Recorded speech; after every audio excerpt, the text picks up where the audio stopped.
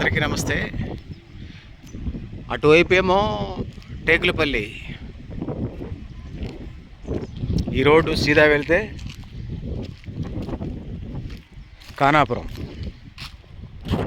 ఇది ఖానాపురం రోడ్డు. అది కనపడేది గోశాల ఖానాపురం.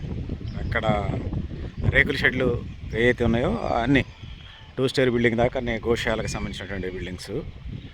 ఇళ్ళు కనపడే రేకుల షెడ్లు గోశాల.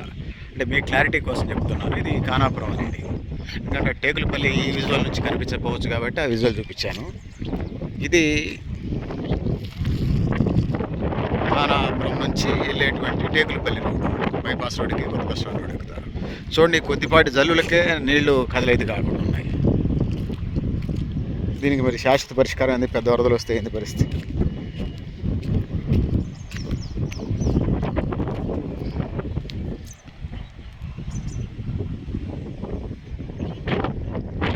నీళ్ళన్నీ స్టోరేజ్ ఉన్నాయి. ఉన్న నీళ్ళన్నీ ఎడిపోవాలి మరి.